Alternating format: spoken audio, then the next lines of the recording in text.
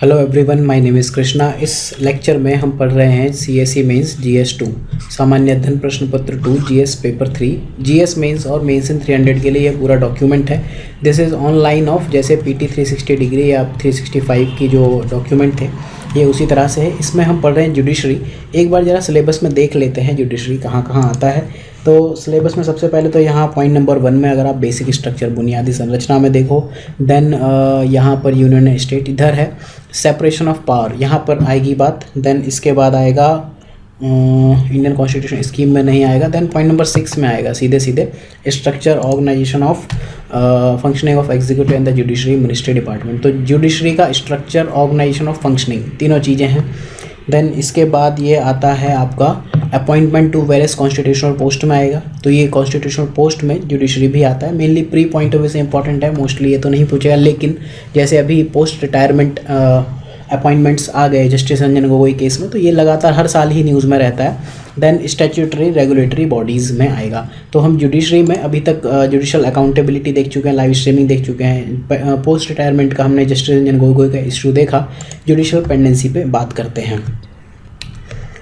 सो lecture start करने से पहले just brief about this course. Synopsis IAS institute पर आपको यहाँ पर स्पेशल कोर्सेज में या फिर कोर्सेज में आप देखोगे मेंस इन 300 टॉपिक्स एक कोर्स है, दूसरा है जनरल स्टडीज़ मेंस क्लासरूम, तो इसका पार्ट है ये। देखो जुडिशल पेंडेंसी जो ये टॉपिक है ये न्यूज़ में क्यों रहता है। आप किसी भी साल का एग्ज़ाम दे लो, 2016 में मैंने फर्स्ट अटैम्प्ट दिया था, उस टाइम पे एक दीक्षा ऑर्गेनाइजेशन थी, एनजीओ थी शायद, दिशा या दीक्षा, तो उन्होंने एक वो दिया था, इन्होंने केस स्टडी की जुडिशल पेंडेंसी के केसेस इतने हैं, टाइम 2 मिनट टाइम होता है एवरेज एक केस को हेयर करने का। तो उस टाइम पे 2016 में वो कॉन्टेक्स्ट था, 17 में वही कॉन्टेक्स्ट चला, फिर उसके बाद से ये दिल्ली हाई कोर्ट का ज़ीरो पेंडेंसी कोर्ट एक ये पायलट प्रोजेक्ट है। तो लगातार ये टॉपिक्स ऐसे हैं जो सदाबहार हैं, हर साल न्यूज़ में रहते हैं, ठीक है। जैसे अब यहाँ पर पोस्ट रिटायरमेंट पोजीशन, यहाँ पर जैसे पिछले साल बात हुई थी कि जो एक सुप्रीम कोर्ट के जजेस ने प्रेस कॉन्फ्रेंस कर दी थी, इस साल क्या हुआ कि जस्टिस रंजन गोगोई का जो अपॉइंटमेंट हो गया राज्यसभा में। तो ये सब न्यूज़ ऐसी हैं कि आप एक बार तैयार कर लो तो आप कितने भी अटैम्प्ट्स दे रहे हो, आप कितने भी साल से अटैम्प्ट्स दे चुके हो, ये हर साल के लिए वैलिड होते हैं। तो देखते हैं क्या है जुडिशल पेंडेंसी। मतलब टाइमिंग ज़्यादा लग रहा है पेंडेंसी की, इसमें कोई अननेसेसरी आपको इंट्रो देने की नीड नहीं है कि पेंडेंसी का मतलब ये होता है वो होता है। इसकी डेफिनेशन दे के आप इंट्रो स्टार्ट नहीं कर सकते। अगर ऐसा कोई टॉपिक आता है आपको कोई ना कोई कॉन्टेक्स्ट देना पड़ेगा। तो क्यों न्यूज़ में है, दिल्ली हाई कोर्ट का एक प्रोजेक्ट आया था, एक रिपोर्ट आई, इन्होंने उस पर दी ज़ीरो पेंडेंसी कोर्ट। ये क्या होता है हम रिलेटेड इन्फॉर्मेशन में पढ़ेंगे, ज़ीरो पेंडेंसी कोर्ट और लिम्स LIMBS। तो ज़ीरो पेंडेंसी कोर्ट के अकॉर्डिंग इन्होंने बताया कि pendency of cases in court ये इंडिया की जुडिशरी का बिगेस्ट चैलेंज है जो आज हम फेस कर रहे हैं। तो मतलब इन्होंने ये सीधे डिसीजन दे दिया सबसे बड़ा चैलेंज है, वन ऑफ द बिगेस्ट नहीं कहा, इन्होंने ये कहा कि द बिगेस्ट चैलेंज। ठीक, एक बार हम थोड़ा स्टेटस देख लेते हैं, डेटा देख लेते हैं। देखो स्ट्रक्चर मेंस के आंसर राइटिंग की इन्हीं सब चीज़ों में होती है। स्टेटस क्या है, रीजंस क्या है, इम्पैक्ट क्या है, स्टेप्स क्या है, या वे फॉरवर्ड क्या हो सकता है, कंक्लूजन। इसके अलावा आपको जो तुला तराजू और फिगर बनाने हो वो सब यू कैन मेक।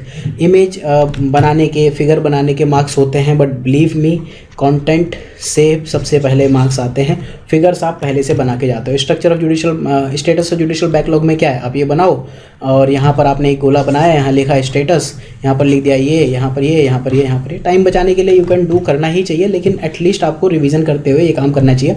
और ऐसे कुछ फिगर्स ये वाले ठीक है, तराजू वाले जो होते हैं कि ये हाई है ये लो है, इस टाइप के आपको ये हमेशा पहले से प्रैक्टिस करके जानी चाहिए। अराउंड 40-50 फिगर्स हो सकते हैं, उसके बियॉन्ड मत करो। तो जुडिशल बैकलॉग का स्टेटस क्या है, सबसे पहले हम ऑथेंटिक डेटा पे जाते हैं। National judicial data grid NJDC, तो इनकी 2018 में रिपोर्ट आई थी। Why I have not written 2018, ये भूल जाओगे आप, ठीक है। तो NJDC की जो रिपोर्ट है उन्होंने कहा था 2.93, तो इसको आप 3 लिख सकते हो, यहाँ पर 47 को 47, वो आप 50, 51, 52 जो याद आए वो लिख दो। आपको एक रेंज याद होनी चाहिए। 3 करोड़ केसेस तो सबॉर्डिनेट कोर्ट्स में ही पेंडिंग है जो छोटे हैं। हाई कोर्ट में जाते हैं तो 50 लाख बचते हैं, और सुप्रीम कोर्ट में भी अभी 50,000 से ज़्यादा, अराउंड 58,000 केसेस पेंडिंग हैं। ये 2018 का स्टेटस है। सुप्रीम कोर्ट की बात करें तो अराउंड 30% जो पेंडिंग केसेस हैं ज़्यादा 5 साल से ज़्यादा के ओल्ड हैं। इनफैक्ट 5% ऐसे केसेस हैं जो 30 ईयर्स से ज़्यादा ओल्ड हैं। तो 30 का 5 का 30। इलाहाबाद हाई कोर्ट सबसे फेमस हाई कोर्ट है दिल्ली के बाद, एटलीस्ट इन नॉर्थ इंडिया। तो 15% अपील्स, यहाँ पर 1980 से पेंडिंग है। सेम चीज़ हर जगह है, डेटा बस कहीं का कहीं जो आप यूज़ कर पाओ। अगर आप PCS का एग्ज़ाम दे रहे हो तो आप ये लिख सकते हो। लॉ कमीशन ने एक रिपोर्ट निकाली थी 2008, 2009 या 10 की रिपोर्ट है। इन्होंने कहा था हमको 450 ईयर्स लगेंगे अगर हम जिस पेस से केसेस निकाल रहे हैं तो इन्हीं केसेस को, और उस साल में उतने टाइम में कितने केसेस आएंगे वो हमें नहीं पता। So this is the status. Exam में आपको सब लिखने की नीड नहीं है, आप बेसिक कोई भी 1-2 लाइन यूज़ कर सकते हो। इसके बाद हम बात करते हैं कि रीजंस क्या हैं जुडिशल पेंडेंसी की। सबसे पहली बात तो है जजेस ही नहीं है ना। ये क्या है आपका जुडिशल पेंडेंसी? एक्चुअली अगर आप इकोनॉमिक्स देखो तो डिमांड और सप्लाई चलती है। डिमांड क्या है कि जुडिशल केसेस जल्दी जल्दी निपटाए जाएं। सप्लाई क्या है? जजेस कितने हैं। तो शॉर्टेज ऑफ जजेस है अराउंड 5000 प्लस 5600 इतने केसेस, या फिर 25% वैकेंट पोस्ट हैं जो आपके सबऑर्डिनेट कोर्ट में हैं, हायर कोर्ट्स में भी हैं। इंडिया में पुअर जज टू पॉपुलेशन रेशियो है, सिर्फ 20 जज हैं 1 मिलियन पॉपुलेशन के ऊपर, और ये दुनिया के one of the worst ratios में है। जो अगर हम पुराने लॉ कमीशन की बात करें तो उन्होंने कहा कि एटलीस्ट 50 तो होनी चाहिए। हमारे पास 20 हैं, 20 को 50 मतलब 2.5 टाइम्स हमें करने हैं। जो हमारी स्ट्रेंथ है अभी सैंक्शनड स्ट्रेंथ है उसके अकॉर्डिंग ही 25% वैकेंट पोस्ट है। मतलब हमारे पास 20 के बदले 15 है, 15 से हमें 50 तक जाना है, तब हम शॉर्टेज ऑफ जजेस के केस को सॉल्व कर पाएंगे। इसके बाद CRPC, ठीक है। CRPC में ये कहा गया है कि 3 एडजॉर्नमेंट्स एक केस में हो सकते हैं, अलाउड हैं, ठीक। लेकिन क्या होता है, कभी वकील इस चीज़ के लिए कह देते हैं, कभी जजेस ही कह देते हैं छुट्टी चाहिए या अगली डेट देते हैं, तारीख पे तारीख, ये वही है, तारीख पे तारीख। तो जो सुनील देव, कौन से थे वो, सुनील देवल, सनी सेट्टी, कमेंट में बता देना। उन्होंने जो बताया था तारीख पे तारीख, तो ये वही है फ्रीक्वेंट एडजर्नमेंट। ये तो उन्होंने भी देख लिया था, सनी देवल आई थिंक, उन्होंने भी देख लिया था कि ये दिक्कत हो रही, तो आप CRPC के अगेंस्ट ही चले जाते हो। यहाँ पर एडवोकेट्स हैं, उनका भी रोल क्वेश्चनेबल है और जजेस का रोल क्वेश्चनेबल है, ठीक है। जस्टिस सुंदरलाल त्रिपाठी, उनके अकॉर्डिंग काम होना चाहिए। बजटरी एलोकेशन ही नहीं है, गवर्नमेंट जुडिशरी को पैसा नहीं देती। जुडिशरी जो मूवीज़ में दिखती है वो बहुत ही अट्रैक्टिव, बहुत ही अच्छी होती है। रियल में जुडिशरी के कमरे आपने देखे हैं, सरकारी बाबुओं के कमरे देखे हैं, अदर देन जो क्लास 1 ऑफिसर्स हैं उनके रूम्स आप छोड़ दो, उसके अलावा एक घटिया सा रूम, बदबू आ रही, ऊपर एक घन घन घन घन फैन चल रहा है, ये सब चीज़ें होती हैं। इनफैक्ट चेयर भी नहीं होती हैं, खड़े होकर लोग जुडिशरी देखते हैं। यहाँ पे चला है कोई ऐसे वो नहीं होता है, कटघरा नहीं होता है कि यहाँ पे ये चलेगा, यहाँ पे नाना पाटेकर ये क्वेश्चन डालेंगे या जवाब देंगे, ऐसा कुछ नहीं होता है। लोग नीचे ही खड़े होते हैं, जज बैठे होते हैं कुर्सी डाले, और यहाँ लोग खड़े हुए हैं। तो बजटरी एलोकेशन तो है ही नहीं, पुअर इंफ्रास्ट्रक्चर है। 0.1% भी GDP का हम जुडिशरी के लिए नहीं देते। तो 2016 में सुप्रीम कोर्ट ने एक रिपोर्ट भी पब्लिश की थी इसको लेके, लेकिन ऐसी बहुत सी रिपोर्ट्स हैं तो वो सब हम नहीं पढ़ेंगे। आप ये याद रखो कि बजटरी एलोकेशन कम है तो पुअर इंफ्रास्ट्रक्चर होगा। Then government cases, around 50% cases तो मतलब सरकार ही सबसे बड़ी लिटिगेंट है। सरकार सबसे ज़्यादा केसेस तो सरकार के हैं, अराउंड 46% LIMBS। इसके बारे में हम बात करेंगे, लीगल इंफॉर्मेशन मैनेजमेंट सिस्टम, इसकी हम बात करेंगे। तो क्या है ये LIMBS? ये एक ऑनलाइन पोर्टल है। तो ये बताता है कि गवर्नमेंट, सेंटर और स्टेट, यही लोग अपने केसेस नहीं सॉल्व कर पा रहे हैं, बाकी छोड़ दो, ठीक। देन इसके बाद स्पेशल लीव पिटीशन, कौन सा आर्टिकल है? I am giving you option, article 136, 142, 129 and 124। Comment में बता देना SLP कौन सा आर्टिकल है, ठीक है। सुप्रीम कोर्ट में ये केसेस स्पेशल लीव पिटीशन के थ्रू आ जाते हैं, ठीक है। एक तो अपील वाला मेथड होता है, आप without appeal you are directly going through special leave petition, ठीक। इससे क्या होता है, जो कॉन्स्टिट्यूशनल केसेस हैं या इंपॉर्टेंट केसेस हैं उनका जो टाइम एलोकेशन होना चाहिए वो बहुत कम हो जाता है। SLP के जो केसेस हैं अराउंड हाफ हैं, 40% के आसपास स्पेशल लीव पिटीशन। अब आप कहो हाफ का मतलब 40% कैसे होता है, तो इतने बड़े बड़े ही आपको अप्रोक्सीमेशंस लेने पड़ते हैं, नहीं तो आप डेटा याद नहीं कर पाओगे। अगर आप 40% और 40.21% पे चले गए तो हो गया काम। लिखो अप्रोक्स 50%, अप्रोक्स हाफ। अप्रोक्स लिखना सीखो। बचपन में हमें एक चीज़ सिखाई गई थी ना, ETC, हिंदी में कहते हैं आदि। हमारी मैडम कहते हैं आदि मत लिखो, तो हम लिखते थे इत्यादि, ठीक है, क्योंकि हम हिंदी माध्यम के विद्यार्थी थे। आप ETC लिखो, ETC लिखो, ठीक है। इसी तरह फॉर एग्जाम्पल, इसी तरह क्या होता है अप्रॉक्स, ये दुनिया में आपको गॉड गिफ्ट दिए गए हैं जब आप एग्ज़ाम लिखते हो, अप्रॉक्स और ETC, ये तो इनका यूज़ करना सीखो आप आंसर राइटिंग में। अब जजेस वैकेशन को लेके काफ़ी क्वेश्चंस रेज किए जाते हैं, लेकिन ऐसा नहीं है जुडिशरी ही वैकेशन पर रहती है। Supreme court approximately 180 plus days या 188 डेज़ काम करती है। लेकिन अगर आप देखो, जैसे प्रिस होता है, परफॉर्मेंस रिलेटिव इंसेंटिव सिस्टम, ठीक है, अगर आप इतने दिन आ गए तो आपको ये मिल जाएगा। बहुत से डिपार्टमेंट्स में होता है, बहुत सी मिनिस्ट्रीज़ में होता है। उसका जो बेसिक क्राइटेरिया है वो यही होता है कि आप 170 टू 180 डेज़ आ जाओ साल भर में। मतलब हर एक डिपार्टमेंट में ही 180 डेज़ काम हो रहा है। जजेस स्पेशली बदनाम है या टीचर्स स्पेशली बदनाम है, ठीक है। इंडिया में 188 डेज़ है। सुप्रीम कोर्ट के रूल्स तो कहते हैं कि आपको 225 डेज़ काम करना चाहिए, लेकिन रूल्स ही है, सरकारी छुट्टी मिल रही तो लेंगे। जजेस कौन से भगवान हैं। कोर्ट मैनेजमेंट सिस्टम प्रॉपर नहीं है, ना तो ऑनलाइन ना ही ऑफलाइन। सुप्रीम कोर्ट ने ये कहा था कि इसके लिए कुछ डेडिकेटेड पोस्ट लाओ जो कि आपके कोर्ट ऑपरेशन को इम्प्रूव करे, केस मूवमेंट को इधर उधर फाइल यहाँ इस डब्बे से इस डब्बे तक ले जाए, लेकिन अभी तक कुछ ही कोर्ट्स ने ये सब पोजीशन भर पाई हैं। वैकेंसी ही नहीं निकालते हैं। अब हम कहेंगे हम अपने आप ही कर लेंगे, अपने आप हम पैसा ले लेंगे कि हम एफिशिएंट हैं। इसके बाद सेकंड एआरसी ने जुडिशरी के लिए एक इम्पॉर्टेंट चीज़ बताई है, इन्वेस्टिगेशन प्रोसीजर। तो ये सेकंड एआरसी के अकॉर्डिंग क्या है, इन्वेस्टिगेशन एक इम्पॉर्टेंट चीज़ है। दीपिका मैम ने पढ़ाया भी था जब उन्होंने पुलिस सिस्टम पढ़ाया था। तो इन्वेस्टिगेशन पुलिस प्रॉपरली नहीं कर पाती है, ठीक है। ना तो उनके पास मॉडर्न टूल्स हैं, ना साइंटिफिक टूल्स हैं उनके पास, इसके अलावा दया भी नहीं है। वो तो फिर मूवी में ही आता है, तो दरवाज़ा तोड़ने के लिए भी ऐसा कोई इंसान होता नहीं है, ठीक है। और लिटरेसी और अवेयरनेस अब लोगों के पास बढ़ रही है। लेफ़्ट विंग जो जर्नलिज्म है वो लोगों को, एटलीस्ट लेफ़्ट विंग जर्नलिज्म का एक पॉजिटिव पॉइंट तो है कि लोगों को उनके राइट्स के लिए अवेयर कराते हैं। बाकी गवर्नमेंट को गाली देना, हर चीज़ में रोना धोना, छाती पीटना, ये तो काम है, दैट इज़ फाइन, ठीक है। लेकिन इंडिया में जो लेफ़्ट विंग, ठीक है, लेफ़्ट विंग मतलब क्या होता है, ये जहाँ भी दुनिया में एग्जिस्ट करते हैं, एक होते हैं राइटिस्ट, एक होते हैं लेफ्टिस्ट। लेफ्टिस्ट का मतलब यही है कि जो है वो ख़राब है उसे उखाड़ फेंको। लेफ़्ट विंग का ही जो एक्सट्रीम होता है दैट इज़ रेडिकलिज्म, ठीक है। आपने लेफ़्ट विंग एक्सट्रीमिज़म तो सुना होगा, LWE, लेकिन एक टर्म होती है राइट विंग एक्सट्रीमिज़म। ये इंडिया में एग्जिस्ट नहीं करती। इंडिया में राइट विंग है ही नहीं, इंडिया में राइट विंग का लिटरेचर है नहीं। जो आपको ये साधु महात्मा, ये साक्षी महाराज और ये in fact Modi Yogi, this people, मतलब राइट विंग है ही नहीं, ये मतलब पता नहीं क्या है। इंडिया में राइट विंग एग्जिस्ट नहीं करता। खैर एनीवेज, आप ये एग्जाम में तो नहीं लिखोगे। बात यह है कि लिटरेसी और अवेयरनेस आ रही है, लोगों ने कॉन्स्टिट्यूशन पढ़ लिया है, लोग UPSC की तैयारियां कर रहे हैं, एग्जाम तो निकल नहीं रहा है, SSC की तैयारियां कर रहे हैं, तो क्या करेंगे, मेरी तरह टीचर बनेंगे। तो जब टीचर बनेंगे तो लिटरेसी बढ़ रही है धीरे धीरे, लोगों को पता है कि आर्टिकल 21 क्या है, राइट टू इन्फॉर्मेशन क्या है, सब चीज़ों के बारे में उनको पता चल रहा है, ठीक है। तो इस वजह से लोगों को पता है, अरे हम तो कोर्ट जा सकते हैं, हमारे साथ तो गलत हो गया तो पेल दो इसको, इसने गलत किया, ठीक है। तो ये टेंडेंसी भी गलत है।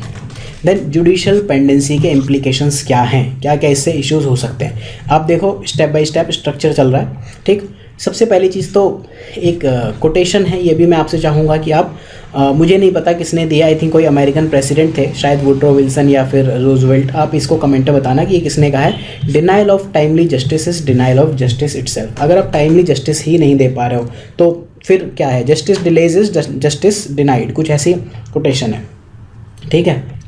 जो रूल ऑफ लॉ बताया गया है AV डाइसी के थ्रू, उन्होंने ये बताया है कि रूल ऑफ लॉ को अगर आपको मेंटेन करना है तो टाइमली डिस्पोजल ऑफ केसेस तो होना ही चाहिए, प्लस एक्सेस ऑफ जस्टिस होना चाहिए। तो एक्सेस ऑफ जस्टिस की तो बात छोड़ो, यहाँ तो आप स्पीडी ट्रायल भी नहीं दे पा रहे हो। तो स्पीडी ट्रायल के ऊपर हम यहाँ पर एक टॉपिक एनीवेज नीचे पढ़ने वाले हैं, फास्ट ट्रैक कोर्ट्स, तो डोंट वरी, वहाँ हम देखेंगे। देन सोशल इंफ्रास्ट्रक्चर को इरोड करता है। अगर वीक जुडिशरी है तो क्या होगा कि आपका लेजिस्लेचर और एग्जीक्यूटिव के ऊपर चेक्स एंड बैलेंसेस कम होंगे। तो फिर सपोज खर्चे नहीं हुए, किसी IAS ने या किसी भी बड़े अधिकारी ने नेता मंत्री के साथ मिल के करप्शन कर दिया, कोई टेंडर निकाला था उसका पैसे खा गए, तो काम तो हुआ नहीं। तो सोशल इंफ्रास्ट्रक्चर डेवलप ही नहीं हुआ, सोशल डेवलपमेंट नहीं हुआ। इसकी वजह से क्या क्या हो सकता है, HDI लोगों की घट जाती है, ठीक है, पॉवर्टी बढ़ जाती है, पब्लिक इंफ्रास्ट्रक्चर घट जाता है, क्रिमिनल रेट बढ़ जाते हैं, ठीक है। लोग कहते हैं ठीक है चोरी हो गई, कहाँ कौन जजेस के चक्कर काटेगा। अब जुडिशल पेंडेंसी से क्या होता है, एक इम्पॉर्टेंट चीज़ है आर्टिकल 21। आप इस चीज़ को सोच नहीं सकते, लेकिन आपके जब अपना कोई इस चीज़ में फंसता है, ठीक है, कि वो जेल गया और सिर्फ इस वजह से उसको जेल में ज़्यादा रहना पड़ रहा है, क्योंकि ऑल्दो उसका केस फेयर है, लेकिन जुडिशरी पेंडेंसी डिले पे डिले। हालांकि ये चीज़ दोनों पार्टी की तरफ से चलती है। वकीलों को पैसा इसलिए मिलता है मोस्ट ऑफ द टाइम कि हमारा केस आप डिले कराते रहो। जैसे रियल एस्टेट के जो केसेस होते हैं, कभी कोई बंदा कहेगा कि मैं 6 महीने में इसको केस को ख़त्म कर दूँ, कर सकते हैं, लेकिन उसको 6 मंथ से 6 ईयर से 16 ईयर ज़िंदगी भर चलता रहता है, लोग मर जाते हैं। ठीक है, दोनों पार्टी अपना निपट गई हैं, अब उनके नाती पोते बचे हैं, फिर भी केस चल रहे हैं। तो ओवर क्राउडिंग ऑफ प्रिजन होती है, और ये क्या है, अराउंड 150% है, और ये article 21 violation of human right वो करता है। ठीक है, कंट्री की इकॉनमी को ये बहुत बुरी तरह से इफ़ेक्ट करता है। Judicial delay around 1.5% of GDP को कॉस्ट करता है। अब आप एक चीज़ देखो, एजुकेशन पे खर्च कितना होता है, 1%। ठीक है, मेडिकल पे कितना खर्च होता है, 1%। ये 1 to 3% रेंज में है, मैं बता रहा हूँ आपको। मेडिकल पे इतना होता है, एजुकेशन पे, हेल्थ पे कितना होता है। ठीक है, और क्या क्या चीज़ें होती हैं, बिजली पानी सड़क, सब 0.02 से लेके 1.3-1.5% की रेंज में होते हैं। डिफेंस पे आपका I think 3 to 4% of GDP भी खर्च नहीं हो पाता। 10% डिफेंस पे खर्च करने वाली तो बड़ी बड़ी कंट्रीज़ हैं।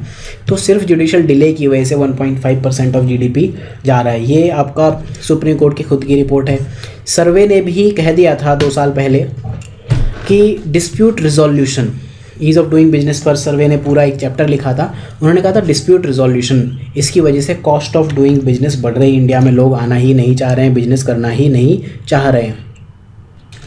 पेंडेंसी को रिड्यूस कैसे करें? पहली चीज़ कि जो इंफ्रास्ट्रक्चर है वो इम्प्रूव करो ताकि क्वालिटी जस्टिस आए। पार्लियामेंट्री स्टैंडिंग कमेटी ने जो रिपोर्ट दी थी, इन्होंने कहा कि एक प्रॉपर लैंड तो प्रोवाइड कर दो जहाँ पर कोर्ट बने। साथ में इन्होंने कहा था कि सपोज इतनी ही लैंड है, इतनी लैंड में अगर आप 1, 2, 3 सपोज आप 6 रूम्स बना सकते हो। ठीक है, तो if you are doing vertical construction तो आप 6 ही रूम बनाओगे। तो instead of vertical construction what you can do, you can horizontal construction में तो आप ये बस इतना ही बना पा रहे थे ना, तो you can do vertical construction. Mumbai एक वर्टिकल सिटी है। ठीक है, प्लानिंग ऑफ सिटी में अगर हम बात करें तो ये बताया जाता है जैसे जैसे सिटी ग्रो करती है, मेट्रोपॉलिटन सिटी बनती है, तो हॉरिजॉन्टल कंस्ट्रक्शन के बदले वर्टिकल कंस्ट्रक्शन होता है। सिटी सेंटर के आसपास ऊंची ऊंची इमारतें होती हैं और सिटी के बाहर स्लम्स होते हैं, इस तरह से होता है। और जैसे जैसे सिटी बढ़ती है तो ये जो ग्रेडियंट है इसको हम रिड्यूस करते जाते हैं। वील ट्राई कि यहाँ भी वर्टिकल हो, यहाँ भी वर्टिकल हो। तो स्लम रिहेबिलिटेशन प्लान्स होते हैं दुनिया भर में जो चले हैं, ग्रीन सिटी मूवमेंट या क्वालिटी लाइफ मूवमेंट, इंग्लैंड में मेनली चले हैं। सर एडवर्ड हेबिंजर, HABINGER, एक बार स्पेलिंग चेक कर लेना, इनके मूवमेंट थे। ठीक है, तो वर्टिकल सिटी कंस्ट्रक्शन जैसे होता है वैसे वर्टिकल कोर्ट का कंस्ट्रक्शन करो, साथ में ई कोर्ट लेके आओ ताकि ईजी चीज़ें हो पाए। तो पार्लियामेंट्री स्टैंडिंग कमेटी ने ये रिकमेंडेशन दी थी। साथ में 120th law commission of India, इनकी रिपोर्ट आई थी। इन्होंने कहा कि जज स्ट्रेंथ को फिक्स करने का एक फॉर्मूला बनाओ, तभी आपका इशू ऑफ वैकेंसीज सॉल्व होंगी। इसमें एफिशिएंट और एक्सपीरियंस जजेस लाओ। कॉन्स्टिट्यूशन आपके लिए दोनों चीज़ों की बात करता है कि एडहॉक जजेस की भी आप बात करते हो। तो कॉन्स्टिट्यूशन अगर एडहॉक जजेस की बात करता है या जजेस का रिक्रूटमेंट या उनको आप पोस्ट रिटायरमेंट जुडिशरी में ही बुला सकते हो तो आप बुलाओ। ठीक है, तो ये 120th लॉ कमीशन ने कहा। Then all India judicial service, ये लॉन्ग पेंडिंग है, आपको लक्ष्मीकांत में आपने पढ़ी भी होगी, इसके बारे में काफ़ी बात भी चली। Then number of working days improve कर लो, उससे प्रोडक्टिविटी बढ़ जाएगी। इसके बाद एक डेफिनेट टाइम फ्रेम रखो कि आप इतनी देर में ही करो। जो स्ट्रिक्ट कोड ऑफ कंडक्ट है उसको फॉलो करो। एथिक्स GS4 में अगर आपको अच्छे मार्क्स करने हैं स्कोर, तो आपको पॉलिटी और गवर्नेंस का एक अच्छा आइडिया होना चाहिए। GS4 में कोड ऑफ कंडक्ट और कोड ऑफ एथिक्स की बात की गई है। तो code of ethics COC, code of ethics होती है रिकमेंडरी इन नेचर, आपको रिकमेंडेशन देता है, जैसे ऑनेस्ट बनो, ईमानदार बनो, बड़ों की सेवा करो, बड़ों की हेल्प करो। इसी तरह से आपको गवर्नेंस में भी कोड ऑफ एथिक्स दी जाती है, but this is non binding in nature. Code of conduct में जैसे central civil services conduct rule 1964 है, ऐसे जुडिशरी के लिए कोई कंडक्ट रूल नहीं है। ये मैंने आपको अकाउंटेबिलिटी में भी बताया था। तो जब ये इस टाइप के कोड ऑफ कंडक्ट आ जाएगा, COC आएगा, तो उससे क्या होगा, ये इसके वायलेशन पर पेनल्टी होती है। This is not recommendatory in nature, this is mandatory in nature. तो आपको क्या करना चाहिए कि टाइम फ्रेम दो, और अगर आप टाइम फ्रेम फॉलो नहीं कर पाते हो फिर स्ट्रिक्ट कोड ऑफ कंडक्ट होना चाहिए। जो आप एडजमेंट ऑफ केसेस कर देते हो CRPC के अकॉर्डिंग होना चाहिए। ऐसा नहीं हो कि लॉयर्स इसके लिए करे जा रहे हैं और डेट पे डेट, तारीख पे तारीख हो रही है। देन इसके बाद आता है कोर्ट मैनेजमेंट सिस्टम बेटर होना चाहिए, रिलायबल डेटा कलेक्शन रखो। ठीक है, जो इंडिया की कोर्ट हैं और ट्रिब्यूनल सर्विसेज हैं, इनको एडमिनिस्ट्रेटिव सपोर्ट फंक्शन देने की आज़ादी होनी चाहिए, मोस्टली नहीं है इंडिया में। ये चीज़ कही गई थी इकोनॉमिक सर्वे के द्वारा, लेकिन अब ये इतना ज़्यादा रट नहीं पाओगे तो इसलिए मैंने नोट भी नहीं किया। ITS इंफॉर्मेशन टेक्नोलॉजी सॉल्यूशंस की हमें बात करनी चाहिए, फाइलिंग ऑफ केसेस करनी चाहिए। तो इससे क्या होगा, आपको पूरी हिस्ट्री पता चल जाएगी ना। जो फाइल ट्रांसफ़र के लिए जो हमने देखा अभी कोर्ट में, वो एडमिनिस्ट्रेटिव इश्यूज़ ये सब वैकेंसी हैं, तो आपको जस्ट एक क्लिक करना है, ठीक है, आप ढूंढ लोगे। साथ में जो national judicial data grid filing से रिलेटेड ही है, NJDC, ये बनाया गया है। इस एक होती है इलास्टिक सर्च, एक होती है प्लास्टिक सर्च, ये जानने की जरूरत नहीं है। इलास्टिक सर्च ये मान लो कि आर्टिफिशियल इंटेलिजेंस के सिमिलर काम करती है। तो मतलब आपका सर्च सिस्टम, गूगल में होता है ना कि सर्च कर लो, तो वो सर्च सिस्टम आपका एक ऑप्टिमाइज होना चाहिए, आप इजीली सर्च कर पाओ। आप यहाँ टाइप करो कि हाँ ये शर्मा जी के लड़के का शर्मा इनकी लड़की के साथ क्या केस है, तो आप यहाँ पर ढूंढ सकते हो। इसके बाद सबसे बड़ी बात है कि जो इकॉनमी में कॉन्सेप्ट मैंने आपको बताया था, डिमांड और सप्लाई, तो डिमांड ही रिड्यूस कर दो, जुडिशरी के पास केसेस आने ही मत दो। तो केसेस आने का रोकने के दो तरीके हैं, एक तो भाई FIR ही मत करो, पुलिस ने FIR ही ना की तो अब ये तो गलत चीज़ है। तो आप केसेस रजिस्टर करो, लेकिन सारे केसेस, इंस्टेड ऑफ 100% केसेस आप कोर्ट्स पे जाने के बदले, ये 100% के बदले केसेस यहाँ डाइवर्ट करो, alternative dispute resolution mechanism ADR में लेके आओ। तो national initiative to reduce pendency ने ये कि इनिशिएटिव है, इसने भी ये कहा है कि प्री लिटिगेशन मेजर, मतलब कोर्ट के पहले ही सेटलमेंट कर लो, हमको नहीं जाना कोर्ट। जैसे इसका अगर एग्जांपल देखें, लोक अदालत है, तो इस सिविल और फैमिली मैटर्स के लिए लोक अदालत ले आओ। लोक अदालत क्या है, लक्ष्मीकांत में आप जानते हो, ग्राम न्यायालय है, ये आप ले आओ। तो स्मॉल क्लेम डिस्प्यूट है ऐसे रूरल एरियाज़ में, तो आप ये सब चीज़ें कर सकते हो। लोक अदालत हुआ, ग्राम न्यायालय हुआ, स्पेशल लोक अदालत जो भी हैं, village legal care and support centre, ये सब चीज़ें हाई कोर्ट इस्टेब्लिश कर सकती है। तो इस तरह की चीज़ें की ही जा सकती हैं। अल्टीमेटली अगर हम इस टॉपिक को कंक्लूड करना चाहें तो फंडामेंटल रिक्वायरमेंट एक अच्छे जुडिशल सिस्टम की हो सकती है, एक्सेसिबिलिटी सभी के लिए हो, अफोर्डेबिलिटी सभी अफोर्ड कर पाएँ। पहली चीज़ तो एक्सेसिबिलिटी, आप जा पा रहे हो कोर्ट की, नहीं जा पा रहे हो, ठीक है। अफोर्डेबिलिटी, आपके पास इतना पैसा है कि नहीं है, आर्टिकल 39A इसी के लिए बनाया गया था। और स्पीडी जस्टिस, ठीक है, कि फटाफट हो, फास्ट ट्रैक वाला जो काम है, फास्ट ट्रैक कोर्ट्स वो वाला काम हो। तो इससे क्या होगा, कंटिन्यूअस फॉर्मेटिव असेसमेंट अगर होगा, उसकी वजह से जुडिशल डिलीवरी सिस्टम इंडिया में स्ट्रेंथन होने के अच्छे चांसेस। तो इस तरह का आपको एक पॉजिटिव कंक्लूजन देना होता है। तो ठीक है, और बात करते हैं रिलेटेड इन्फॉर्मेशन। जो इसमें दो चीज़ें आई थी, इंट्रो में हमने बात की थी, ज़ीरो पेंडेंसी कोर्ट केस। तो ये जो केस था दिल्ली हाई कोर्ट का केस है। इन्होंने कहा कैपिटल, इनफैक्ट दिल्ली में ही अराउंड 40-45 जजेस एक्स्ट्रा चाहिए, अराउंड 140 जजेस हैं। हम इसकी स्ट्रेंथ को 180 to 200 ले जाना चाह रहे हैं। एब्सेंस ऑफ विटनेस, मतलब जो विटनेस हैं वो पहुंच ही नहीं पाते हैं कोर्ट में। तो इन्होंने कहा ये एक सिग्निफिकेंट चीज़ है जिसकी वजह से जुडिशल डिलेज होते हैं, तो इसको तो आपको रिड्यूस करनी पड़ेगी। और इन्होंने कहा ये जो तारीख पे तारीख है, इस चीज़ को अननेसेसरी एडजर्नमेंट, जो कि वकील कहते हैं कि भैया दे दो, हम कल आएंगे तारीख पर, तो वो काम नहीं करना है।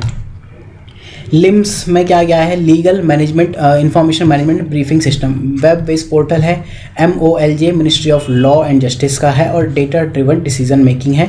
तो यहाँ पर हम लीगल ऑडिट कंडक्ट कर सकते हैं। तो इस लेक्चर में इतना ही। अगले लेक्चर में हम फिर जुडिशरी के कुछ और इश्यूज़ देखेंगे। देखो, जुडिशरी के जो इश्यूज़ हैं अभी तक इस जो डॉक्यूमेंट में, ये कुछ इश्यूज़ ही बना पाया हूँ। सम अदर इश्यूज़ जो अभी और भी न्यूज़ में होंगे, those I will create. So if you wish then you can join this course at website. Otherwise के अराउंड हाफ टॉपिक्स यूट्यूब पर फ्री है। So thank you for watching. My name is Krishna.